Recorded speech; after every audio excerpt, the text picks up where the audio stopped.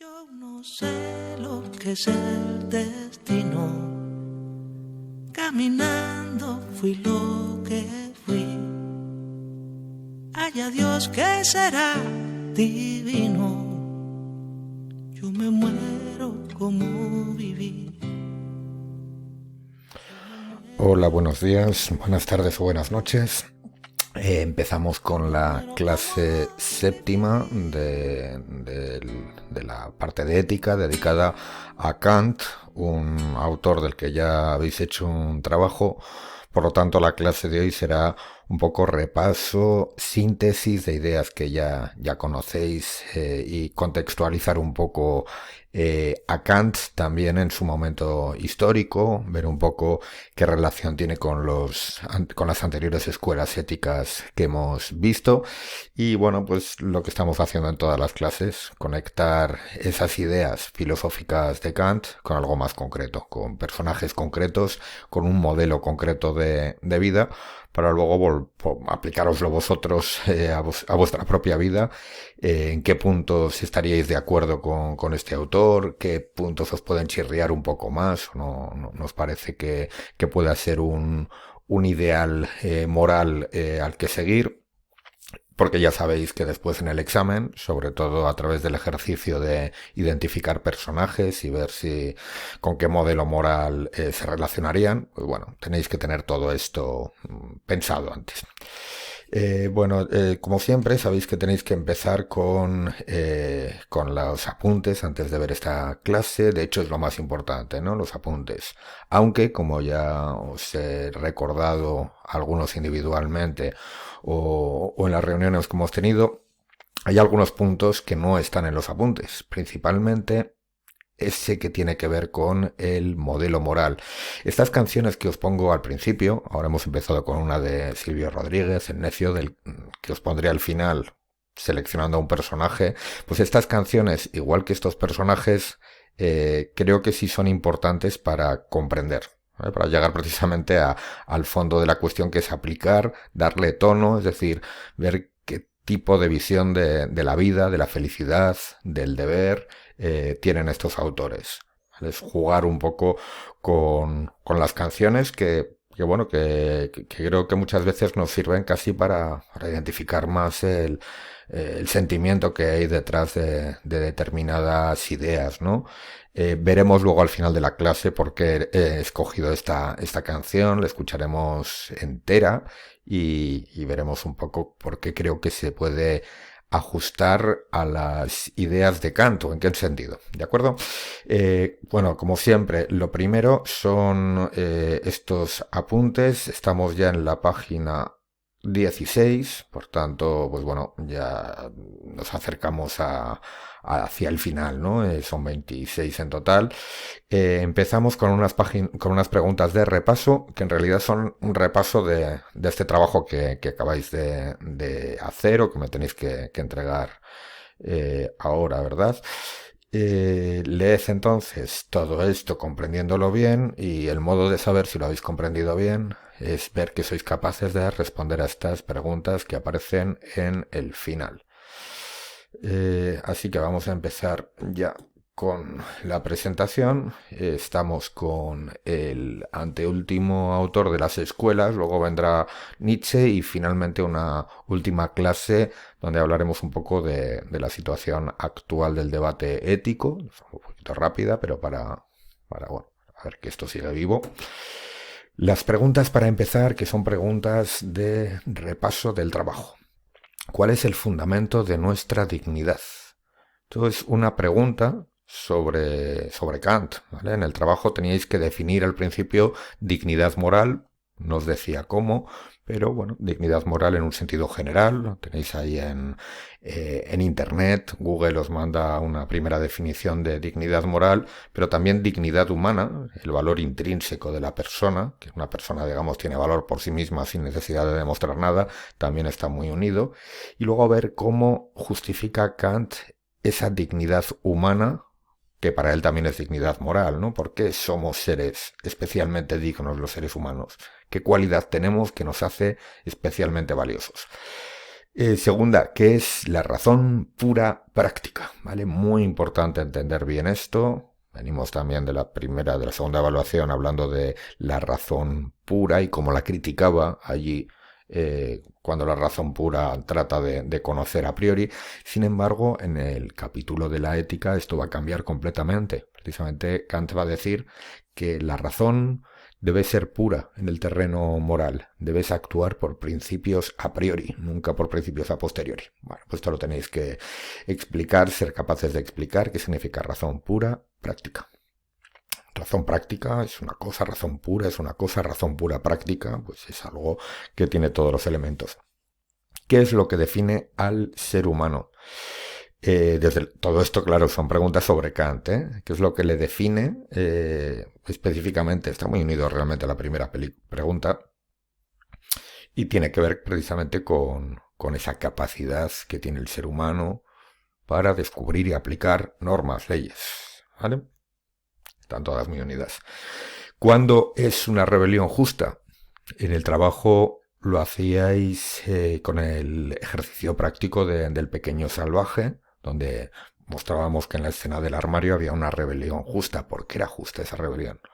¿Por qué no es un simple capricho o algo que se le pueda reprochar y al contrario Itard acaba premiando a Víctor porque se rebela contra una injusticia? ¿Qué es eso de que algo sea injusto para Kant? ¿A qué dos reinos? Está muy sencillita, pertenecemos los seres humanos. ¿Cuál debe prevalecer desde el punto de vista ético? Uno de los dos reinos, en realidad para Kant es el más importante, el reino, digamos, que nos hace precisamente ser dignos, está todo completamente unido. Y finalmente escribe la primera fórmula del imperativo categórico. Vale, aquí teníamos un pequeño lío porque yo os pedí dos fórmulas. Cuando buscabais en internet encontrabais o 4 fórmulas, que son las que en realidad recoge Kant en la crítica de la razón práctica, o 3 fórmulas que también recoge en otro libro, y en algunas otras síntesis recoge 2. A mí me interesaban 2 fórmulas porque en realidad hay 3 de esas 4 fórmulas que se pueden reducir a una. Una está centrada, esas 3, perdón, están centradas en que debemos guiarnos por una ley porque esa ley es universal, ¿no? Es decir, debemos respetar la ley. Y bueno, es esa la fórmula que os estoy pidiendo aquí. Después la otra que la complementa sería que tenemos que tratar a la humanidad, a los otros humanos, como un fin, nunca como un medio. Vamos a empezar, por tanto. Bueno, Kant, el contexto histórico de este autor pues es muy cercano al de Hume. De hecho, recordamos que Kant leyó a Hume y su teoría del conocimiento le hace despertar del sueño dogmático de la razón. Es decir, le hace dejar de ser racionalista desde un punto de vista nociológico, desde la teoría del conocimiento. También lee a Hume en lo que tiene que ver con la reflexión sobre la moral, es decir, también lee la teoría ética de Hume. También le interesa, pero desde luego no está en absoluto de acuerdo. Kant es un alemán, porque habla en alemán, escribe en alemán. No existía todavía el Estado alemán, lo que existían eran diferentes estados independientes, reinos independientes, y él era del reino de Prusia, recordáis, de la ciudad de Königsberg, actualmente parte de Rusia. Pero bueno, eso ya por cosas muy posteriores a Kant, que tienen que ver con la Segunda Guerra Mundial. Es un autor del siglo XVIII, cuyo trabajo filosófico sabemos que empieza a mediados del XVIII y muere a principios del XIX. Coincide con el periodo de la Ilustración y de hecho es el máximo representante de la Ilustración alemana. Esto le pone en contacto con los avances científicos, pero también le pone en contacto con la lucha por los derechos civiles, por la libertad, y le pone en sintonía con los movimientos políticos que se desarrollan en toda Europa, empezando por Francia con la Revolución Francesa. Fue un admirador de Rousseau, de Diderot, de Voltaire, de esos enciclopedistas e ilustrados, y él mismo fue uno de ellos. Y en este sentido, quería para Prusia lo mismo que había visto en Francia, es decir, un gobierno justo donde se reconozca a todos los ciudadanos como personas iguales, con los mismos derechos, con los mismos deberes. Pero hay algo que no le gustaba tanto de la revolución, y es cómo fue desarrollando un cariz cada vez más violento y fue, pues bueno, haciendo caer de nuevo en la violencia y en la guerra a un país. Porque la guerra era lo normal en la Europa del siglo XVIII, igual que lo había sido en la del XVII, en la del XVI. Muchas guerras, sobre todo justificadas a través de la religión. Guerras entre católicos y protestantes, ¿no? Eran las que habían asolado la actual Alemania durante mucho tiempo. Preocupado por todo este problema de la convivencia, escribe este libro que os destaco aquí, La paz perpetua. Son reflexiones políticas, pero que tienen un fondo ético. Y él lo que trataba era de, bueno, pues ver cuál podía ser el modo en el que Europa abandonase esa guerra perpetua, porque realmente estaban en una guerra permanente, era una carnicería sin fin. Digo, ¿cómo podemos acabar con esto y por fin ser capaces de convivir? ¿Cómo garantizar la convivencia? Vale, este es el contexto del que no os hablaba en el trabajo, pero hay que tener en cuenta que el fondo que motiva la reflexión moral y ética de Kant es el de la convivencia, que es justo lo que hablábamos en la primera clase sobre ética, ¿no? ¿Por qué aparece la ética y no basta con la moral? Bueno, pues porque van creciendo las ciudades, se van encontrando los distintos pueblos y chocan unas morales con otras, hay problemas de convivencia, tenemos que aceptar por tanto la convivencia en algo más firme que sean simplemente las simples costumbres de un pueblo, de una gente, la simple fe religiosa de una gente. Tenemos que asentarla sobre unas bases comunes, ¿no? ¿Y qué es lo que tenemos en común todos los seres humanos? Pues Kant piensa que lo que tenemos en común es la razón. La razón que nos va a permitir hacer ciencia. Lo vimos en la crítica de la razón pura, la evaluación pasada, pero esa misma razón para Kant también nos va a permitir organizarnos en nuestra convivencia, saber cómo debemos y cómo no debemos comportarnos. Porque para Kant, más allá de que haya leyes que desde el Estado te obliguen y si no las cumples, pues te sancionan, no es suficiente, porque la ley del Estado siempre te la puedes saltar. ¿Vale? Esto lo estamos viendo actualmente. Hay una serie de leyes para evitar que la gente salga cuando no tiene que salir de casa y se expanda el coronavirus, pero hay personas que se la saltan y si no les pillan, pues se las han saltado. ¿Cómo podemos evitar, digamos, estas... porque es imperfecta al final, las leyes políticas son imperfectas. ¿Cómo podemos buscar unas normas que nos obliguen de verdad? ¿Cuándo seguimos las normas?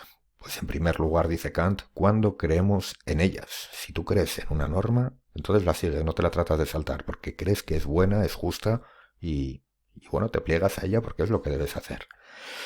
Y otro factor que hace que sigamos unas normas, cuando entendemos que esas normas no nos han sido impuestas desde fuera, sino que son nuestras normas, nuestras propias normas.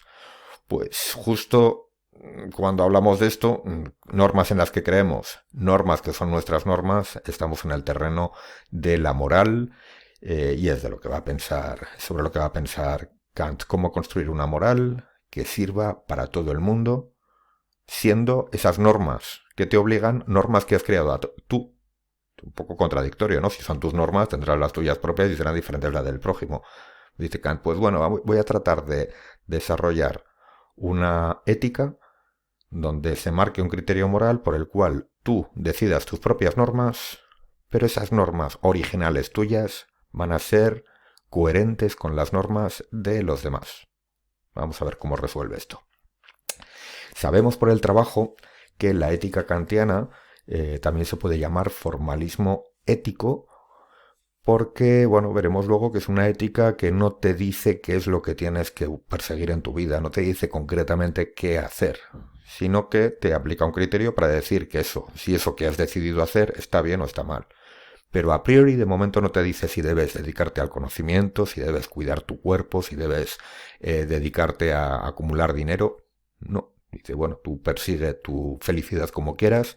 Ahora bien, te voy a dar una especie de tabla para ver si eso que estás haciendo se ajusta a lo que debes hacer. Por eso es un formalismo ético, es una ética formal, no es una ética material. Y es una ética deontológica, también otro término importante. Deontológico es relativo al deber, ¿vale? Cuando se dice que son criterios deontológicos serían mandatos, ¿no? Porque dirá que las anteriores éticas se han centrado en el tema de la felicidad, en lo que tú quieres hacer con tu vida. Eh, por eso estaban relacionadas también con el teleologismo, con la finalidad hacia que persigues, ¿no? Y Kant, la novedad que trae, esto ya lo habéis visto en el trabajo, es que dice que la cuestión de la moralidad y por tanto de la ética no es la felicidad. La felicidad está muy bien, es algo muy deseable, pero no es lo que hace a una persona ser buena persona. Hay personas que son buenas personas y no son felices. Y dirá, y hay personas felices que no son buenas personas.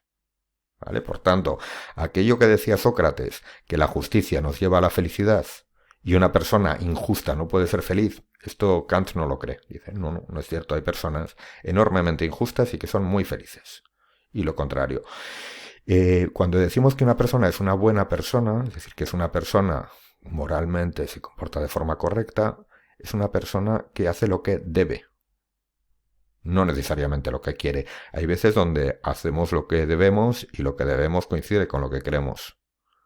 Pero bueno, no, esto no es una garantía, no es necesario que sea así, puede que no sea así.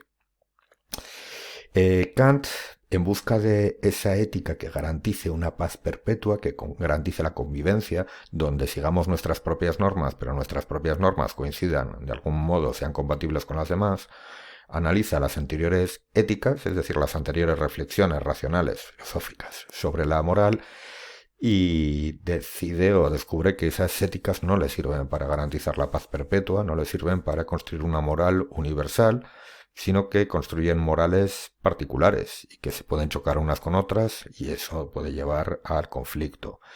Aquí tenéis una tabla que resume lo que visteis en el anterior tema brevemente, donde se ve cuáles son las características de las éticas de Aristóteles, de Séneca, de Hume, es decir, de todos los autores anteriores que él, bueno, pues dirá o resumirá bajo el nombre de éticas materiales.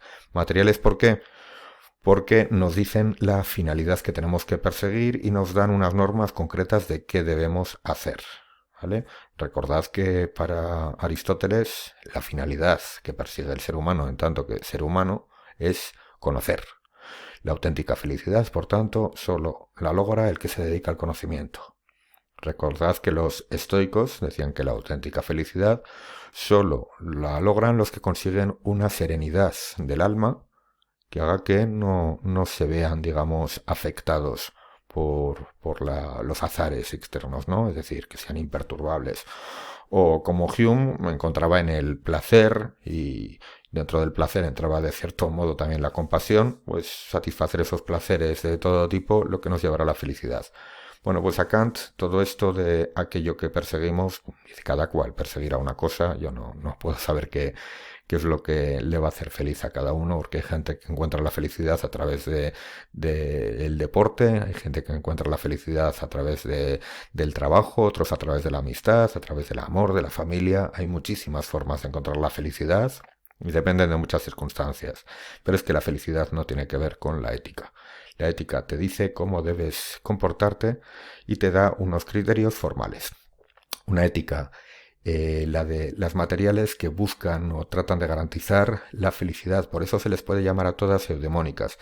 Sabemos que realmente ética eudemónica es un nombre específico para la de Aristóteles, pero Kant dirá que en realidad todas estas son eudemónicas porque todas buscan garantizar la felicidad. La suya no, la suya lo que te dice es lo que debes hacer, no cómo conseguir la felicidad. Las éticas anteriores estaban fundadas sobre imperativos hipotéticos. Los imperativos hipotéticos son mandatos, órdenes que te dicen, si quieres conseguir esto, haz esto. Si quieres conseguir el conocimiento, haz esto. Si quieres conseguir ser una persona serena, haz esto. Dice Kant que eso es un problema, porque esto no garantiza que esa norma la vaya a aceptar todo el mundo, porque yo puedo decir, es que yo no quiero conocer, es que yo no quiero ser una persona serena, es que yo no quiero tener placer, es que yo no quiero ser feliz. Entonces, ¿cómo le obligas a esa persona? Bueno, pues para evitar ese escollo, él decide fundar su ética sobre un imperativo categórico. Los imperativos categóricos son mandatos que te mandan porque sí, porque debes hacerlo, no porque esto te permitirá conseguir algo, sino que la propia norma tiene valor en sí misma. Recordad aquella fórmula, obedecemos por respeto a la ley. ¿Por qué respetamos esa ley? Porque es una ley que reconocemos como una buena ley, una ley que nos obliga.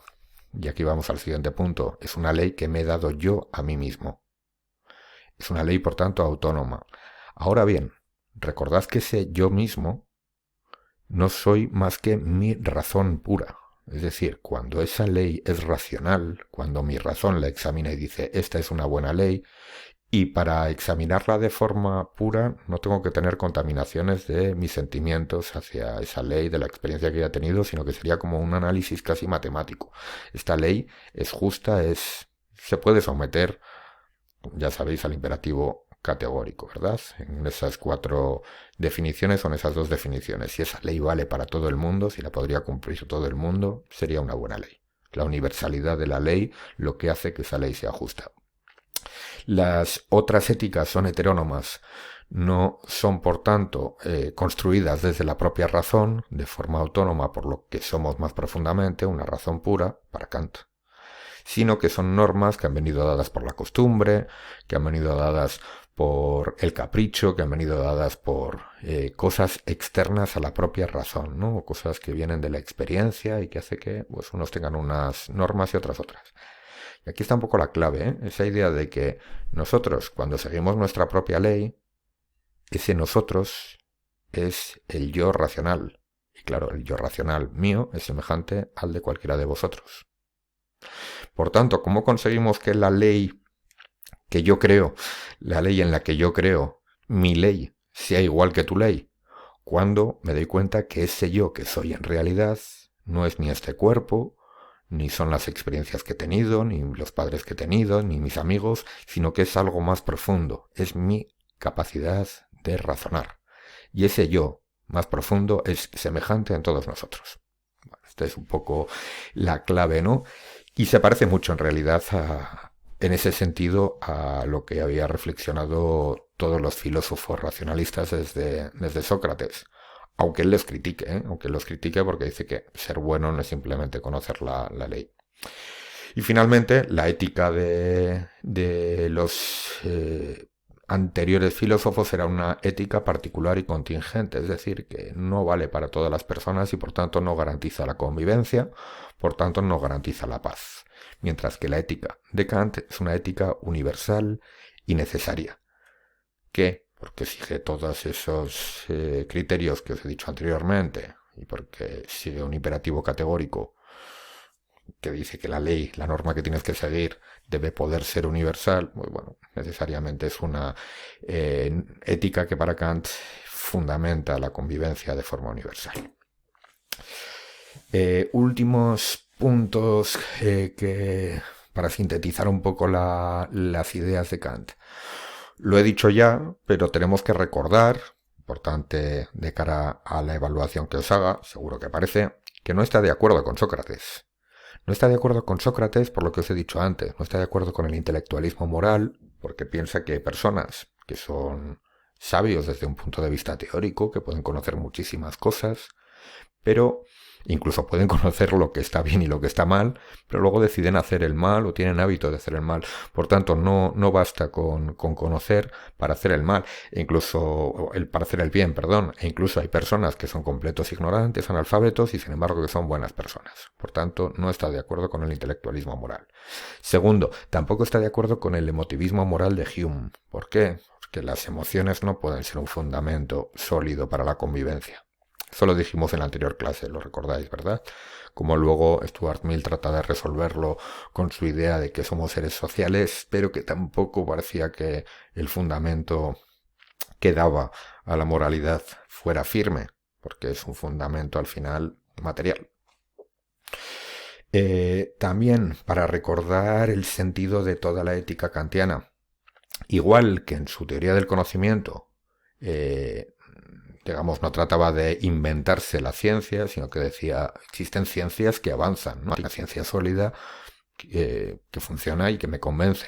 La física también avanza gracias a gente como Newton. Y después, en su crítica de la razón pura, se preguntaba por qué esto ocurre así, por qué la metafísica no avanza. Bueno, pues en la crítica de la razón práctica, es decir, en su libro sobre ética, lo que va a decir es que yo no me voy a inventar como filósofo cómo una persona es una buena o una mala persona. Las personas llevan siendo buenas y malas personas desde mucho antes que la filosofía. Lo decíamos al principio de estas clases. La moral, lo que nos hace ser buenos o malos, es anterior a la ética y ha existido antes de que exista la ética. Y Kant decía lo mismo. Yo reconozco en mi pueblo, en Königsberg, personas que son bellísimas personas, personas que son malas personas. ¿Qué es lo que hace a una persona ser una buena persona? Bueno, pues eso es lo que se va a preguntar. Y después de investigar mucho, llega a la conclusión de que lo que le hace a una persona ser buena persona es actuar guiada por principios. Es decir, ser fiel siempre a unos principios y no traicionar esos principios. Por tanto, seguirá una ética de principios, no una ética consecuencialista o de consecuencias. No le lleva a actuar de un modo u otro saber el beneficio que va a obtener, las consecuencias de sus actos, por tanto, sino saber que está actuando por los motivos correctos, que hace lo que debe. ¿Qué más caracteriza a una buena persona? Pues una buena persona es buena persona cuando actúa por buena voluntad. Es decir, que es un poco decir lo mismo, ¿no? Buena voluntad sería decir que tus intenciones, tus sentimientos, tu corazón está siendo puro cuando actúas. No estás pensando en ti mismo, en tu egoísmo, sino bueno, en actuar porque haces lo que debes. ¿Y cómo traduce todo esto a sus términos filosóficos? Pues dice que una persona actúa de forma buena cuando le guía su razón pura práctica. Era justo la pregunta que recordábamos al principio. Cuando no son las emociones, ni el hábito, ni el capricho, ni los mandatos externos, sino es su propia razón la que examina y dice, a ver, ¿estoy haciendo lo que debería hacer? Y si haces un examen puro, es decir, sin pensar en las consecuencias que voy a obtener, sino simplemente si esos principios que me guían, esa acción creo que es buena en sí misma, pues entonces estoy actuando de forma moral, estoy siendo una buena persona, sin contaminación empírica. Justicia no equivale a felicidad, lo hemos dicho, no lo voy a repetir. Y finalmente, las acciones, siguiendo las ideas del imperativo categórico, pueden ser en contra del deber, por tanto inmorales, conforme al deber, por tanto que se ajustan a lo que debes hacer, pero en realidad tienes otros motivos distintos, o por deber. Solo las últimas, las que se hacen por el deber mismo y no buscando algo a cambio, serían de tipo moral. En este punto me gustaría parar un poco, y si no lo habéis hecho ya, id bueno, dentro de vuestras clases de Google Classroom, en la pestaña del examen, sabéis que tenéis una prueba del examen, pero también tenéis unos ejercicios de repaso y síntesis. El primero de todos, tenéis que pasar una primera pantalla donde ponéis vuestro nombre, que yo ya lo he hecho, es un ejercicio que tiene que ver con esto, con actuar por deber, conforme a deber o en contra del deber.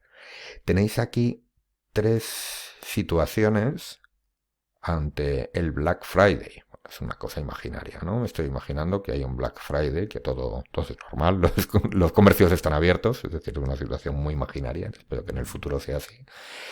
Y ver un poco ante esa situación cómo actúan 3 comerciantes. Cada uno tiene una tienda distinta y bueno, ven un poco cómo ajustan sus precios a esta nueva situación. Si no lo habéis hecho, hacedlo. Si lo habéis hecho, repasadlo ahora. No lo vamos a hacer para no perder tiempo aquí en esta grabación y que no nos salga muy larga. Pero bueno, esto yo creo que nos puede aclarar bastante de forma práctica y pensando en el examen, porque es bastante probable que en el examen os entre una pregunta muy parecida a esta. Igual no es simple test, sino que tendréis que explicar cuáles son los motivos que hace que esa persona esté actuando por deber, conforme a deber o en contra del deber. Si tenéis problemas con ella, ya sabéis que me tenéis que preguntar. Y acabamos ya. ¿Cuál es el modelo moral, el ideal moral de persona, por tanto, para Kant? ¿Y cuál es el valor moral por excelencia para él, ¿no?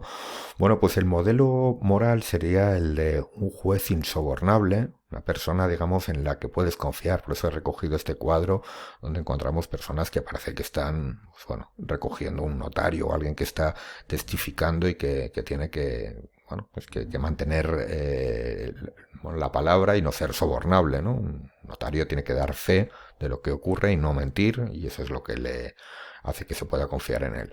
Por tanto, una persona intachable, incorruptible, fiel a sus principios, pase lo que pase. Es el político que jamás se va a corromper, que sigue fiel a sus principios a pesar de tener mucho poder y la posibilidad de saltarse la ley. Recordad cómo insistía en el trabajo en el tema de las trampas, ¿no? Kant sobre todo va a ser un enemigo de aquel que se salta la norma, del tramposo, porque el tramposo en realidad es un tirano en el sentido en el que es una persona que tiene unos privilegios que no tienen los demás. Un tramposo consigue salirse con la suya porque los demás siguen la norma. El tramposo, por tanto, es un privilegiado. Es alguien que juega con ventaja. Y eso para Kant es lo más indigno que puede ser una persona moralmente. ¿Y cuál sería el gran valor para Kant? Bueno, pues yo creo que sería el de la responsabilidad. El sentido de que, bueno, es que tienes que ser una persona bueno, que se haga cargo de los compromisos que ha tomado. A la hora de recoger a un personaje, y con esto ya vamos a acabar, que ejemplifique esto de lo que habla Kant, pues bueno, ya nos encontramos en algún apuro, ¿no? Porque seguramente es muy discutible y quien para mí, por ejemplo, es una persona intachable, en ese sentido, una persona honesta, que es fiel a sus principios, otro puede decir lo contrario. Fijaros, yo he elegido a esta personaje, me imagino que a algunos os sonará porque ya me habéis hablado de él, era el expresidente de Uruguay, Pepe Mujica. Si hay uruguayos en la sala y tienen una visión más compleja del personaje, pues me imagino que no estarán tan de acuerdo, o sí, no lo sé. Bueno, me imagino que os sonará porque él se hizo famoso porque era el presidente pobre, una persona que llega a ser presidente de su país y sin embargo no se hace, digamos, decide no utilizar los privilegios de vivir en un gran palacio presidencial, de tener un transporte privado, sino que sigue cogiendo el transporte público, gastando lo mínimo posible y hace que su vida sea igual de humilde que lo era cuando era un ciudadano común. Bueno, es simplemente este detalle. Creáis en él o no creáis en él, digamos, nos vamos a quedar un poco con esa idea de persona. Y para darle también tono a esta idea de persona incorruptible, persona que se mantiene fiel a sus principios a pesar de todo, he elegido una canción que seguro que a Pepe Mujica le gustaría porque estaría cerca de su espectro ideológico, de Silvio Rodríguez, un cantautor cubano, imagino que suena, cantautor cubano y comprometido hasta el fondo con la revolución cubana. Y en la canción que os pongo ahora, eso os digo que más allá digamos, de cómo lo interprete cada uno desde lo que le atraiga o no le atraiga políticamente, pensad un poco en términos de a los que me estoy refiriendo, ¿no? La idea de ser fiel a unos principios hasta el final. Y la canción precisamente que se titula El Necio es una canción haciendo cierta ironía de cómo yo creo que a él mismo, Silvio Rodríguez, pues bueno, le podían ver desde fuera, ¿no? Como una especie de necio que sigue apoyando una revolución en la que no creen nadie fuera de Cuba y mucha gente en Cuba la sigue criticando y él, sin embargo, dice en la canción: yo me muero como viví. Esa idea de que me muero como viví y seré fiel hasta el final a mis principios. Ética de principios frente a ética de consecuencias. A esto que me quiero referir. Cada uno que le dé luego la interpretación que vea, si está de acuerdo o no está de acuerdo, ¿vale? Se podría poner, digamos, a figuras que no serían de izquierdas como estas dos, sino personas de derechas que mantienen también una posición igual de kantiana en el sentido de ser firmes a sus principios y no corromperse. Yo he elegido estos posiblemente pues bueno, porque yo me puedo identificar más con estas figuras. Pero bueno, cada uno sois libres de buscar otro modelo moral kantiano.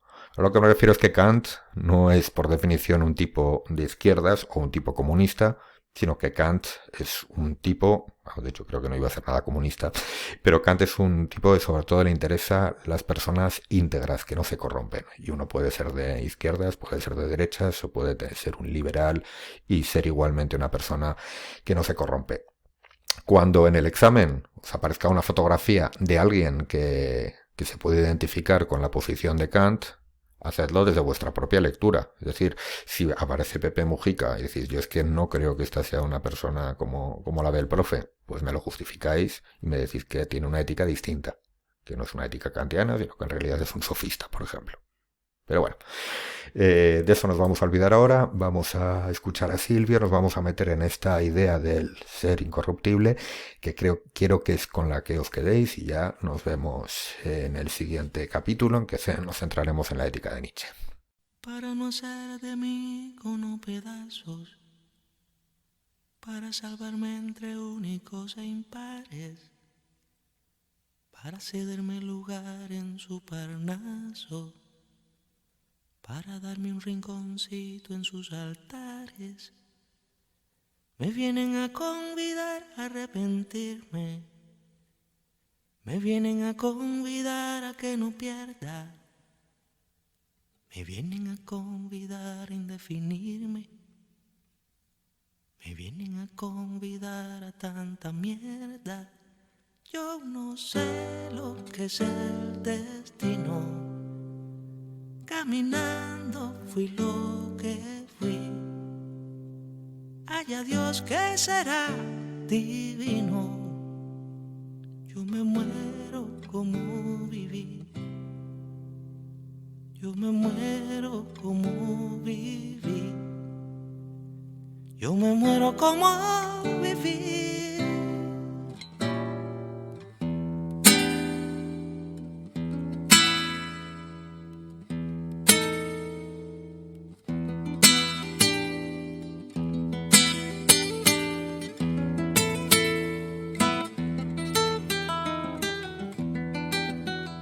Yo quiero seguir jugando a lo perdido. Yo quiero ser a la zurda más que diestro. Yo quiero hacer un congreso del unido. Yo quiero rezar a fondo un hijo nuestro. Dirán que pasó de moda la locura. Dirán que la gente es mala y no merece. Yo partiré soñando travesuras. ¿Acaso multiplicar panes y peces? Yo no sé lo que es el destino. Caminando fui lo que fui. Haya Dios que será divino. Yo me muero como viví. Yo me muero como viví. Yo me muero como viví.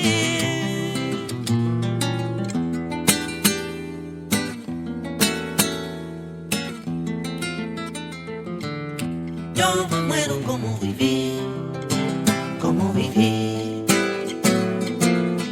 Yo me muero como viví, como viví. Yo me muero como viví.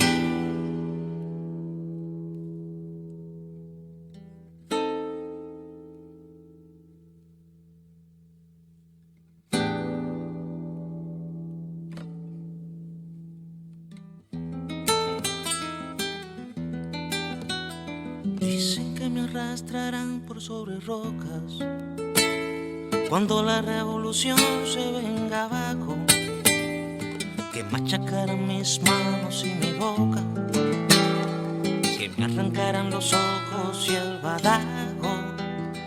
¿Será que la necedad parió conmigo? La necedad de lo que hoy resulta necio, la necedad de asumir al enemigo, la necedad de vivir sin tener precio. Yo no sé lo que es el destino, caminando fui lo que fui. Haya Dios que será divino. Yo me muero como viví, yo me muero como viví, yo me muero como viví.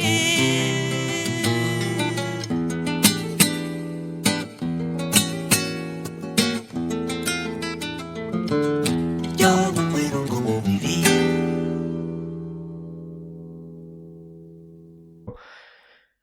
Bueno, espero que os haya gustado la canción. Y bueno, vamos a terminar como siempre con las preguntas de repaso para ver que todos los contenidos pues se han entendido bien. Revisa el trabajo que hiciste sobre Kant y comprueba que has sido capaz de responder correctamente a todas las preguntas del solucionario. Bueno, esto cuando os dé el solucionario creo que ya lo podéis ver una vez que me habéis entregado el trabajo. Pues ahí tenéis todo. Importante para el examen, ¿eh? Es decir, el examen entran también, se supone que podéis responder a las preguntas que me habéis respondido correctamente en el trabajo. Haz una tabla comparativa de las éticas materiales y las formales. Os la he hecho ya, o sea que la tenéis. ¿Qué es lo que más le preocupaba a Kant y por qué las anteriores éticas no lo garantizaban? Lo he subrayado muchísimo en esta clase. ¿Cuál es el punto de partida de la ética de Kant?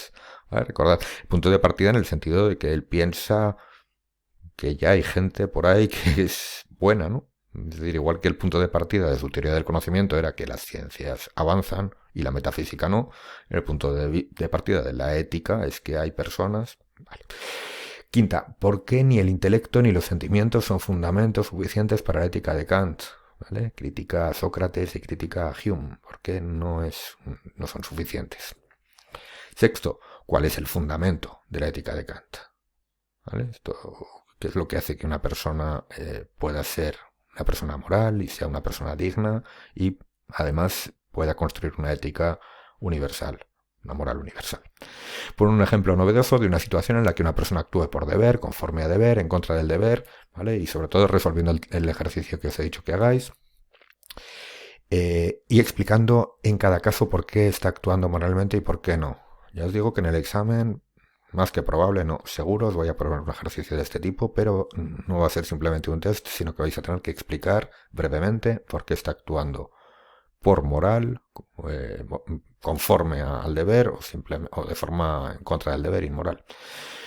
El octavo, ¿cuál es el modelo moral para Kant? Lo acabamos de ver. ¿Y cuál es el valor al que da más importancia? ¿Y cómo sería tu vida si aceptaras los principios de la ética kantiana? ¿O cómo es si los aceptas? Porque creo que como principios generales son realmente atractivos, creo yo.